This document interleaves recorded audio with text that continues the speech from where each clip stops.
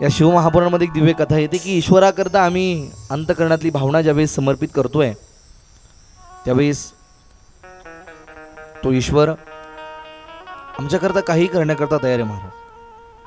त्या शिवमहापुराणाने कथा वर्णन करून सांगितली म्हणे एक प्राचीन शिवालय आणि त्या शिवालयाच्या मंदिरामध्ये एक वृद्ध त्या ठिकाणी पुजारी पूजा करायची. वृद्ध होते, थकले होते, हातपाय त्या ठिकाणी जीर्ण झालेले होते. आणि त्यावेळेस रात्रीच्या 11-11:30 वाजता गावाच्या बाहेर असणारं ते शिवालय, सगळीकडे त्या शिवालयाला जंगलाने घेरलेलं ते शिवालय आणि त्या शिवालयामध्ये एका स्त्रीनं रात्री 11 वाजता एक छोटंसं त्या ठिकाणी 2 महिन्याचं मूल त्या ठिकाणी आणून टाकलं. सगळेजण बाकीची मंडळी येत राहण्याने थोडंसं लक्ष दिलं म्हणजे बरं होईल. आवाज येतोय सगळ्यांना? पाठीमागे आवाज येतोय? हात वर करायचं असेल तर येतोय? हो की. त्या मंदिराच्या शिवालयाच्या बाहेर एका स्त्रीनं त्या ठिकाणी एक छोटंसं मूल 2 महिन्याचं मूल आणून टाकलं शिवालयाच्या बाहेर.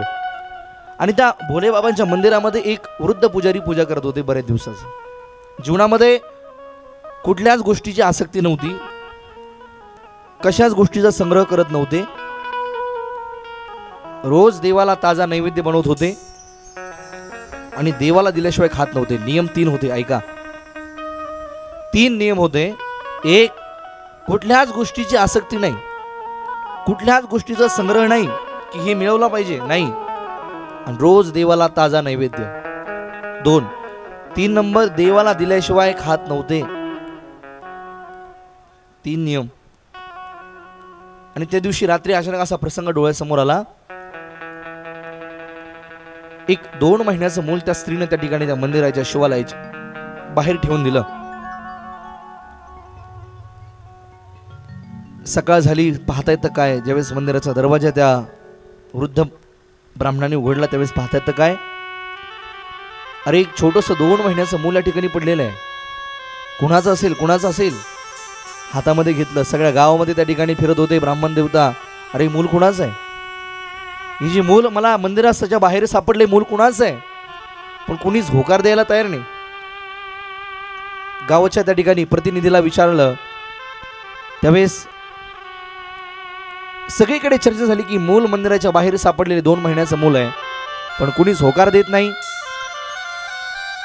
त्यावेळेस ईश्वराची ही इच्छा असेल की ही मुलगा मला त्या ठिकाणी सांभाळण्याकरता देवाची मर्जी असेल. ज्याचा मुलगा आहे महाराज त्यानं सोडलंच नसा, तिथे जर मान्य करायचं असतं तर नाही. तो मुलगा 2 महिन्याचा तो सांभाळण्याकरता त्या ब्राह्मणाने सुरुवात केली. अत्यंत वृद्ध त्या ठिकाणी स्वतःचं वय आहे, पण आता ईश्वराची मर्जी आहे, माझ्या भोलेबाबाची मर्जी असेल की हे मुलाला मी सांभाळावं, म्हणून माझ्या ईश्वराने मला हा प्रसाद दिला असावा. म्हणून ईश्वराची मर्जी, ईश्वराचा प्रसाद म्हणून त्या ब्राह्मणाने तो छोटासा मुलगा उचलला, चंद्रबा देकर, आणि तो मुलाचं त्या ठिकाणी लालन पालन करायला त्या ब्राह्मणाने सुरुवात केली. हळूहळू त्या ठिकाणी मुलगा मोठा होत होता, त्याचं वय हळूहळू वाढत होतं आणि वाढता वाढता वाढता वाढता आता ते मुलगा त्या ठिकाणी 5-6 वर्षाचा बनला होता. आणि 6 वर्षाचा मुलगा त्या ठिकाणी त्याला सांगितल्यानंतर भरपूर काही शिकत असतो. त्या ब्राह्मणानं त्याला त्या छोट्याशा लेकराला त्या ठिकाणी पूजा कशी करावी, भगवान परमात्म्याला नैवेद्य कसा दाखवावा, हे सगळं त्या ठिकाणी शिकत होते. त्याचं नाव ठेवलं माधव. आणि रोज ब्राह्मणानं त्या माधवाला जवळ घ्यावं. माधवा, याशी भोलेबाबांची पूजा करायची, बेलपत्र घ्यायचंय, दर्शन घेताना पूर्णतः त्या ठिकाणी नतमस्तक डायरेक्ट ठेवायचं नाही. मग आपला उजवा हात शिवलिंगाच्या वरती लावायचा, डावा हात आपल्या छातीवरती लावायचा आणि दक्षिण दिशेकडून भगवान शिवलिंग त्या ठिकाणी शिवलिंगाचं दर्शन घ्यायचं.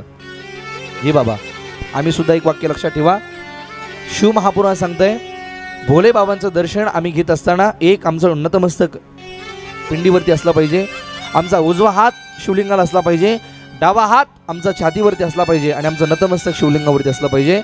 आणि आमची दिशा जी आहे बसण्याची ती दक्षिण असली पाहिजे. शिवलिंगाची दिशेला दक्षिण दिशेला आम्ही बसलो पाहिजे. तेव्हा माधवाला हे सगळे नियम ते सांगत होते. जी बाबा, असंच करेल. माधवा, एक गोष्ट लक्षात ठेव, कधीच कुठल्याच गोष्टीचा संग्रह करू नकोस. जी बाबा, नाही करणार. रोज भोले बाबांना ताजा नैवेद्य बनव. जी बाबा.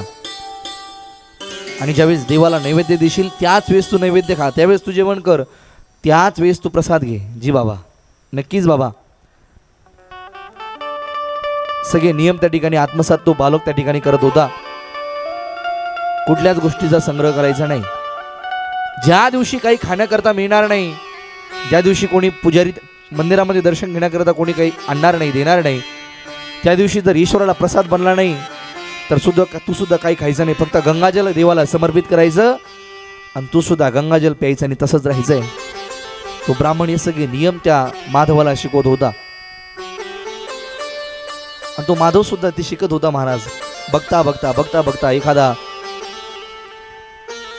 कुणीतरी गावातला एखादा व्यक्ती त्या ठिकाणी भोलेबाबांच्या दर्शनाकरता यायचा आणि दर्शनाकरता आल्यानंतर त्यानं त्या ठिकाणी काही नैवेद्य आणला, काही सामुग्री आणली, तर त्या सामुग्रीमध्ये 2 दिवस भोलेबाबांना प्रसाद बनायचा.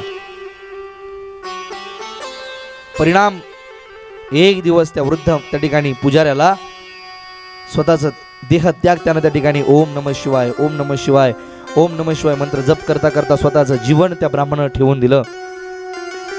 मरताना कोणाच्याही मुखामध्ये देवाचं नाव येत नाही महाराज, कोणाच्या येत नाही. अरे जन्मभर फार मोठं त्या ठिकाणी समर्पण करावं लागतं देवाकरता, ईश्वराकरता फार मोठं आयुष्यभर समर्पण करावं लागतंय. आणि ज्यावेळेस तो व्यक्ती ईश्वराकरता आयुष्यभर समर्पण करतोय त्यावेळेस मरताना ईश्वराचं नाव आपल्या मुखात येत असतंय. म्हणून तर देवाचं नाव कुणाच्याही मुखात येत नाही मरताना. ज्याच्या मुखात ईश्वराचं नाव येत आहे त्याची सद्गती चांगली होते. आम्ही म्हणतोय अंतकाळी ज्याच्या नाम आले मुखा, तुका म्हणे सुखा पार नाही. तुकोबरांनी लिहून ठेवलंय. तुकोबराय म्हणतात बाबा ज्याच्या मुखामध्ये ईश्वराचं नाव मरताना येत आहे त्या माणसाला सद्गती मिळते, त्याला समाधान लाभतंय, तो मोक्षाला प्राप्त होतोय. पण कुणाच्याही मुखात येत नाही देवाचं नाव.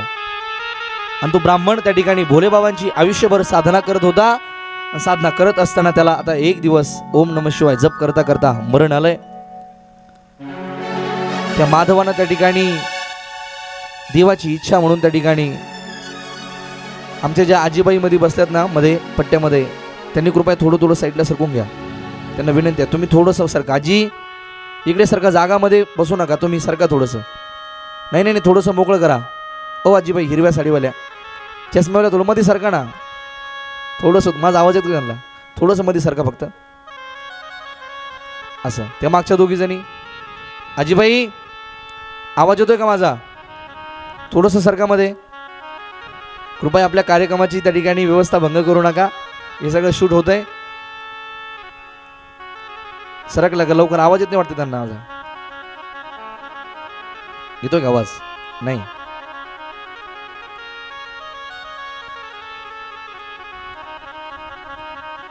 पुढं सरकायला लागलं बाबा. बरं ठीक, बसा, काय अडचण नाही. ऐका, त्या माधवानं देवाची इच्छा म्हणून आता स्वतः पूजा करण्याकरता सुरुवात केली. वरचा कमी करा भोंग्याचा आवाज थोडासा, वरचा रिपीट यायला लागला. आणि त्या माधवानं भोलेबाबांची साधना करण्याकरता आता सुरुवात केली. जसं आमच्या बाबांनी सांगितलंय ना त्याचप्रमाणे तो साधना करत होता. आणि त्यावेळेस एक प्रसंग असा घडला. बाबांनी सांगितलं होतं माधवा संग्रह कुठल्याच गोष्टीचा करू नकोस. एखाद्यानं जर फार मोठं दिलं आणि जर उरत असेल तर एक काम करायचं, गोरगरिबांच्या लेकराला हा प्रसाद म्हणून देऊन टाकायचा. जे बाबा देईल बाबा, देवाला बनवल्याशिवाय नैवेद्य दिल्याशिवाय रोज ताजा नैवेद्य द्यायचा. आणि नाही जर मिळाला तर तू सुद्धा उपवास राहायचे. 3 नियम होते. माधव हे सगळे नियम त्या ठिकाणी जपत होता. अंतकरणामध्ये फार श्रद्धा होती ईश्वराविषयी, भावना बनत गेली. लहानपणापासून ते शिकत होता माझा भोलेबाबांना ताजा नैवेद्य रोज बनला पाहिजे. आणि त्यावेळेस एक वेस प्रसंग असा घडला. पाऊस, आमच्याकडे पावसाळा म्हणतात, तो सुरू झाला. शिवालय थोडंसं गावाच्या बाहेर आहे आणि पाऊस 8 दिवसापर्यंत पाऊस त्या ठिकाणी सारखा चालू होता. म्हणून मंदिरामध्ये सुद्धा कोणी दर्शन आलं नाही. धो पाऊस पडतोय. त्यावेळेस मंदिरामध्ये सुद्धा कोणच येत नाही महाराज. माधवाला वाटलंय कोणीतरी येईल. 8 दिवस झाले कोणच यायला तयार नाही. माधवाकडे ईश्वराकरता त्या ठिकाणी बनवण्याकरता सामुग्री नाही. मग ईश्वराला त्या ठिकाणी फक्त त्यानं गंगाजल थोडंसं घ्यावं आणि ईश्वराला फक्त थोडंसं गंगाजल समर्पित करावं. आणि त्या दिवशी त्यानं सुद्धा गंगाजलच प्यावं आणि तो दिवस काढवावा अशी अवस्था त्याची आहे. 8 दिवस 10 दिवस 12 दिवसापर्यंत नुसता माधव पाणी पिऊन होता. शेवटी माझ्या देवाला दया आली महाराज. आणि या साक्षात भोले बाबानं अरे माधवाचं त्या ठिकाणी 12 दिवसापासून माझा माधव मला सुद्धा नुसता गंगाजल देतोय आणि स्वतः सुद्धा फक्त पाणी पिऊन राहतोय. अरे काय प्रेम असेल याला. एखादा असता तर गावात जाऊन काही खाऊन आला असता, पण मला मिळत नाही म्हणून माझा माधव सुद्धा उपाशी आहे. भोले बाबानं गावातल्या एका शेठजीच्या नोकराचं रूप घेतलं आणि त्या नोकराचं रूप घेऊन तो शेठजी त्या ठिकाणी नोकर फार मोठी सामग्री घेऊन त्या शिवालयामध्ये पोहोचला. 14व्या दिवसानंतर त्या ठिकाणी त्या माधवाच्या हातामध्ये ते अन्न त्या ठिकाणी पडलं होतं गड्या. आणि माधवानं 14व्या दिवशी ईश्वराचं दर्शन घेतलं. सांगितलं भोले बाबा आज तुला त्या ठिकाणी खाण्याकरता प्रसाद मिळणार, आज तुला नैवेद्य मिळणार. 14 दिवस झाले तू उपवास आहे. म्हणजे स्वतः उपवास आहे त्याचं काहीच नाही, पण बघा माझा देव 14 दिवसापासून उपवासी आहे. आणि त्यावेळेस माधवानं त्या ठिकाणी स्नान केलं, गंगाजीमध्ये डुबकी मारली आणि प्रसाद बनवण्याकरता सुरुवात केली. नैवेद्य बनवला, ईश्वराला ताजा नैवेद्य समर्पित केला आणि स्वतः तो माधव आता आवडीनं खायला लागला. दुसऱ्या दिवशी तोच प्रकार घडला. तो नोकर त्या ठिकाणी धान्य घेऊन यायचा, माधवानं नैवेद्य बनवायचा आणि प्रसाद देवाला त्या ठिकाणी द्यायचा आणि स्वतःही खायचंय. 1 महिना ते सगळे चाललंय महाराज. एक दिवस तो नोकर ज्यावेळेस हा सगळा प्रसाद घेऊन आला त्यावेळेस माधवानं न राहता विचारलं, म्हणले बाबा तुझे जे शेठजी आहेत ना, उद्या त्यांना सांग तुम्हालाही शिवालयामध्ये प्रसाद घेण्याकरता यायचंय. आता हा नोकर म्हणजे भोलेनाथ होते महाराज. भोले बाबाच त्या ठिकाणी प्रसाद घेऊन येत होते. आणि त्यावेळेस त्या माधवाला सांगितलं, माधवाने सांगितलं हे बघा तुमच्या शेठजींना सांगा उद्या तुम्हीही प्रसाद घेण्याकरता आलं पाहिजे, कारण तुम्ही इतक्या दिवसापासून माझ्या देवाकरता त्या ठिकाणी इतकी सामग्री देताय, तुम्ही सुद्धा प्रसाद घेण्याकरता या. त्यावेळेस तो प्रसाद घेण्याकरता ज्यावेळेस शेठजींना त्या ठिकाणी आदेश दिला, त्या नोकराने त्या ठिकाणी असं वाक्य ऐकलं. त्यावेळेस त्या नोकराने सांगितलं बाबा तुला मिळतंय ना, कशाला त्या ठिकाणी शेठजीला मध्ये आणतोय. शेठजी पाठवतात तुला मिळतंय म्हटले, रोज प्रसाद बनव आणि खाऊ घाल देवाला, कशाला शेठजींना बोलावायचं. नाही उद्या जर तुझे शेठजी इथं येत नसतील तर तुझा मी प्रसाद या ठिकाणी हे धान्य स्वीकारणार नाही. नकोय मला तुझी डाळ त्या ठिकाणी तांदूळ नकोय. आता मात्र भोले बाबांना कळून चुकलंय, आता उद्या यावं लागतंय. आणि भोले बाबांना त्या ठिकाणी त्या नोकराचं रूप टाकून दिलं. आता भोले बाबा त्या ठिकाणी कैलासावर त्या ठिकाणी का शेठजीचं रूप भगवान भोले बाबांनी पकडलं. दुसऱ्या दिवशी नोकराच्या रूपामध्ये भोले बाबांना त्या ठिकाणी तो प्रसाद आणून दिला. शेठजी आ रहे हैं, अभी प्रसाद बनाओ, अच्छे से बनाओ, हमारे शेठजी भोजन पाणी के लिए आ रहे हैं.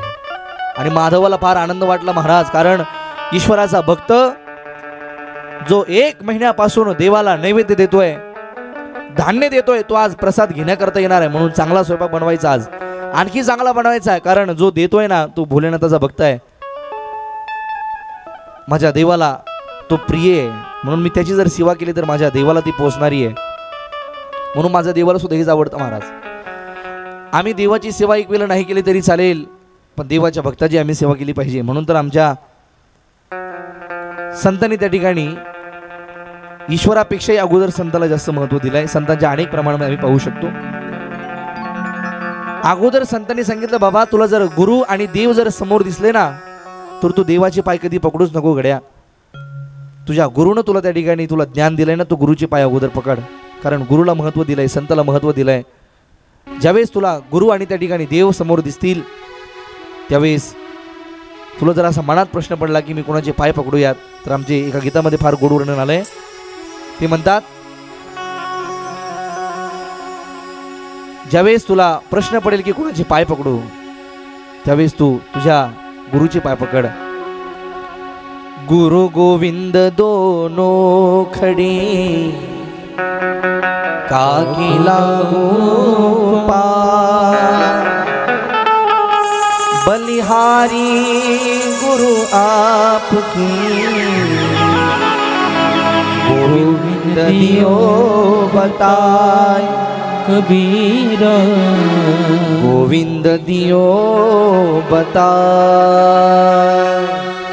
गुरु गोविंद दोनों खड़े ठाकुला गोपाल बलिहारी गुरु आपके गोविंद दियो बता कबीरा गोविंद दियो बता कबीरा। गुरु गोविंद खड़े खुला गुरु गोविंद खड़े किला बलिहारी गुरु आपने गोविंद दियो बताए कबीरा गोविंद दियो बता। ज्यावेळेस आमच्या डोळ्यासमोर ईश्वर आणि आमचे संत उभा राहतील आमचे गुरु उभा राहतील त्यावेळेस आम्ही एक वेळेला देवाला नमस्कार नाही केला तरी चालेल, पण आमच्या गुरूंचा नमस्कार आमच्याकडून घडला पाहिजे, आमच्या संतांना नमस्कार झाला पाहिजे। म्हणून भक्ताला फार किंमत संतांनी दिली आहे। त्या माधवाला वाटलंय म्हणे ज्यानं ईश्वराला त्या ठिकाणी 1 महिन्यापासून जो त्या ठिकाणी ईश्वराच्या सेवेमध्ये योगदान देतोय तो आज प्रसाद घेण्याकरता येणार आहे। त्या नौकरानं त्या ठिकाणी माधवला सांगितलं, माधवजी आप प्रसाद बनाइए, हमारे शेठ जी पीछे से प्रसाद पाने के लिए आ रहे हैं। ठीक आहे। आणि त्या माधवानं प्रसाद बनवण्याकरता सुरुवात केली। महाराज आज थोडंसं जास्त लक्ष घालत होता प्रसाद बनवण्यामध्ये, कारण शेठजी प्रसाद घेण्याकरता येणार आहे। ज्यानं 1 महिन्यापासून देवाला त्या ठिकाणी प्रसाद दिलाय ते शेठजी प्रसाद घेण्याकरता येणार आहे। त्यावेळेस माधव त्या ठिकाणी खीर बनवत होता, पुरी बनवत होता, भाजी बनवत होता आणि माधवानं इतकं सुंदर स्वयंपाक बनवला महाराज। पण भावना अशी होती त्यानं सगळं चुलटं त्या ठिकाणी उलटं सुलटं बनवलं होतं गड्या, सगळं उलटं सुलटं झालं होतं भावनेच्या भरामध्ये होतंय बघा एका दिवस। आणि ज्यावेळेस शेठजींचं आगमन झालं होतं शेठजीने सांगितलं, माधव बहुत जोर से भूख लगी है, आपने आज भोजन प्रसाद पाने के लिए बुलाया है तो मैं आया हूँ। जी शेठ जी आइए, अभी मैं भगवान को भोग लगाता हूँ और आप फिर अच्छे से पाइएगा। त्यावेळेस त्या माधवानं भगवान भोलेबाबांचं थाट सजवलं होतं गड्या आणि भोलेबाबांच्या रूपात आलेले ते शेठजी आपल्या भक्ताची त्या ठिकाणी परीक्षा घेण्याकरता आता अट्टहास करत होते। हे माधव भूक लागली पटकन वाढ, भूक लागली पटकन मला जायचंय। माधवाने सांगितलं, शेठ जी आपको थोड़ा टाइम तो रुकना पड़ेगा, क्योंकि मेरे भगवान को भोग लगाए बिगर मैं ही खाता नहीं और किसी को देता भी नहीं, आपको रुकना तो पड़ेगा। मी नेहमी सांगत असतो बघा, आपला काल मला वाटतं परवा विषय होऊन गेला कथेमध्ये आपला विषय होऊन गेला। भगवान परमात्म्याला नैवेद्य आम्ही दाखवला पाहिजे, नाही दिला पाहिजे, रोज दिला पाहिजे। रोज ज्यावेळेस आम्ही नैवेद्य अंतःकरणातून देतो त्यावेळेस तो नैवेद्य ईश्वराला पोहोचत असतो। आम्ही खाण्याच्या अगोदर ईश्वराला द्या। मी आवडीनं विनोदानं सांगत असतो बघा, आमचे काही लोक म्हणतात महाराज तुकोबरायांच्या बायकोनं म्हणले देवाला शिव्या दिल्या। मी सांगत असतो बघा आवडीनं, तुकोबरायांच्या बायकोनं देवाला शिव्या दिल्या म्हणतात, पण तुकोबरायांची बायको तुकोबराय जेवल्याशिवाय जेवत नव्हती, हे आपल्याला माहिती असलं पाहिजे। काय देवाला दिल्याचं लांबच आहे महाराज, आपल्या कमीत कमी जे पती आहेत त्यांना दिल्याशिवाय कमीत कमी जेवू नका, त्यांचा एक घास मुखात जाऊ द्या मग आपण खा। तर आमची गंमत अशी महाराज, तुकोबरायांची आवली तुकोबरायांना दिल्याशिवाय खात नव्हती, आताची आवली भजे काढता काढता अर्धे भजे गायब करती। हां बरं, कोणी जर पाहिलं तिला खाताना ती मध्ये मीठ पाहते किती पडलं मीठ, तिला मीठ कधीपर्यंत कळत नाही महाराज, कधीपर्यंत कळत नाही, सगळी घाणे संपते। ही आमची आवली असेल मला वाटतं। निश्चितच आम्ही देवाला लांबच आहे, पण कमीत कमी पतीला पुढे आलाय गड्या, तो विषय आलाय पुढे। पतिव्रता त्या ठिकाणी नियम सांगितले पतिव्रतेचे। ज्यावेळेस पार्वती माता लग्न होऊन कैलासाकडे निघते त्यावेळेस जे हेमंत राजे आहेत पार्वती मातेची त्या ठिकाणी वडील आणि त्यांची आई रेवती माता, ही दोघांनी त्या ठिकाणी आपल्या लेकीला नियम सांगितले पतिव्रता धर्माचे। तो आता जाते दुसऱ्याच्या घरी, आता उद्या तो विषय असेल, उद्या त्याच्यावरती भरपूर विषय अर्धा तास कथा चालेल। त्यावेळेस त्या माधवानं त्या ठिकाणी सुंदर स्वयंपाक भगवान भोलेबाबांना ताट सजवलं होतं गड्या, आणि सजवून आता भोलेबाबा परीक्षा घेण्याकरता माधवाला म्हणत होते, माधवा पोटामध्ये भूक लागली लवकर दे। त्यावेळेस राहुलं नाही माझ्या देवाला. ताट नैवेद्य घेऊन तो माधव रावळामध्ये गेला होता. त्यावेळेस माझे भोलेनाथ त्या कुटियामध्ये जिथे प्रसाद बनला होता त्या रसोईमध्ये गेले होते आणि रसोईमध्ये जाऊन त्या भोलेबाबानं ते पदार्थ त्या ठिकाणी स्वतःच्या हातानं खाण्याकरता सुरुवात केली. ज्यावेळेस खिरीमध्ये हात घातला आणि तोंडामध्ये तो हात गेला, पाहतात तर का अरे अरे माधवाने फार मोठी चूक केली म्हणले. माधवानं खिरीमध्ये साखर टाकायची तर सगळे मीठच टाकून दिलंय. खारट मीठ करून टाकली, खारट साखर त्या ठिकाणी खिरी करून टाकली माधवानं. जाऊ दे म्हणले खिरीचा आता थोडी सब्जी तरी पाहतोय. सब्जीमध्ये तिखट टाकायचं राहून गेले, सगळी साखर पडलेली आहे. रोटीला हात घेतला, रोटी आपल्याकडे त्याला आपल्या भाषेत चपाती घ्या, पोळी घ्या, जे असेल ते. ती रोटीचा तुकडा मोडला, त्याच्यामध्ये सगळ्या मिरच्या माधवाने टाकल्या. सगळं उलटा सुलटा कारभार करून ठेवला. भावनेच्या भरामध्ये सगळं झालं होतं. पण माझा देव महाराज तो परत रावळामध्ये आला. माधव तोपर्यंत ते ताट दाखवून आतमध्ये आला होता, प्रसाद दाखवून आला होता. त्यावेळेस शेठ जी आप बैठिए, आपको मैं प्रसाद परोसता हूँ, आप अच्छे से प्रसाद ग्रहण करना, मेरे भोले बाबा का प्रसाद है. ठीक आहे. ज्यावेळेस शेठजीच्या समोर ताट आलं होतं महाराज, शेठजी त्या ठिकाणी भोले बाबा माझा शेठजीच्या रूपामध्ये असणारा भोलेनाथ अत्यंत आवडीनं तो प्रसाद खात होता. अत्यंत आवडीने, इतकी आवड भावना होती त्याच्यामध्ये. अरे खिरीमध्ये मीठ पडलंय पण कुठल्याच प्रकारची चेहऱ्यामध्ये निरागसता नव्हती. भाजीमध्ये साखर पडली पण तरी सुद्धा डोक्यामध्ये टेन्शन नव्हतं. आणि पोळ्या त्या ठिकाणी तिखट झाल्या तरी सुद्धा दाखवत नव्हता. माझा भोलेनाथ आवडीनं खात होता. इतका आवडीनं खात होता की माझ्या भोलेनाथाने जेवढा प्रसाद बनलाय तेवढा सगळा प्रसाद संपवला होता गड्या. माझ्या माधवानं आता जर विचार केला, जर आता शेठजीने मला खाण्याकरता काही मागितलं तर आता माझ्याकडे देण्याकरता काही नाही आहे. आणि भोलेबाबांना सुद्धा करंट लागलेलं होतं. आता सगळं संपलेलं आहे. फक्त एक दाणा तांदळाचा त्या ठिकाणी खिरीच्या त्या पात्रामध्ये उरलेला आहे. त्यावेळेस भोलेबाबांनी सांगितलं होतं शेठजीच्या रूपामध्ये आलेला माधव, अरे आप भी खाओ ना, मेरे साथ आप बैठो. नहीं शेठ जी आप खाओ, मैं बाद में खाऊंगा, पहले आप अच्छे से पाओ, आप जब भोजन प्रसाद पाओगे तो मैं बाद में खाऊंगा. माझ्या शेठजी त्या ठिकाणी भोलेबाबानं हे सगळं संपवलं होतं महाराज. कारण त्यांना माहिती होतं जर माधवानं हे खाल्लं तर तो खाऊ शकणार नाही. भोलेबाबांनी सगळा प्रसाद संपवून टाकला होता. स्वतः त्या ठिकाणी बनवलेलं सगळं उलटं सुलटं माझा देव खात होता. आणि ज्यावेळेस एक तांदळाचा दाणा माझ्या भोलेबाबाच्या त्या ठिकाणी आता ताटामध्ये उरलेला होता, त्यावेळेस माझ्या भोलेबाबानं तो दाणा माधवाला खाण्याकरता सोडला होता. आणि त्यावेळेस माधवाला सांगितलं, माधव तू सुद्धा खा गड्या आता. पण माधवाला कळून चुकलं काहीच नाही आहे. माधव गेला महाराज त्या आपल्या झोपडीमध्ये. आणि झोपडीमध्ये गेल्यानंतर त्या माधवाने पाहिलं फक्त एक तांदळाचा दाणा जो ओढलेला आहे. परिणाम, अरे माझ्या भोलेबाबाला दया आली, कारण तो माझा देवच भोळा आहे.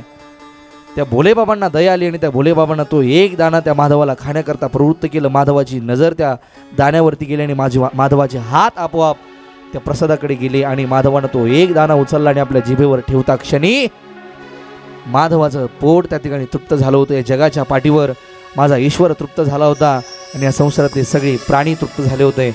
माधवाची अज्ञान दृष्टी हरवली होती आणि माधवाच्या डोळ्यासमोर आता प्रकाशच प्रकाश पडला होता. फक्त एक तांदळाचा दाणा माधवाच्या मुखामध्ये माझ्या देवाने घातला.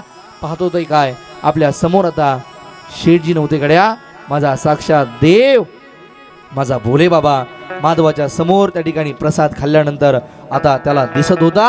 आणि माधवानं त्या भोले बाबांच्याकडे पाहिल्यानंतर माधवाची सगळी अज्ञान दृष्टी हरवली होती आणि माधवाला आता सगळ्या जगाचं ज्ञान झालं होतं. आणि सगळा प्रकाशमय जग दिसून माधवाला फक्त आता समोर भोले बाबा दिसत होते. एका भोळ्या भक्ताकरता भोले बाबा सुद्धा अत्यंत भोळे होत होते. आणि त्या माधवाला या जगाचं सगळं ज्ञान देऊन भोले बाबानं त्या माधवाला मोक्षता प्राप्त करून दिली. जगाच्या पाठीवर आम्ही ईश्वराकरता थोडं समर्पण करून बघा, तो भोलेनाथ आमच्याकरता देण्याकरता तयार आहे. ओम नमः पार्वती पतये हर हर महादेव.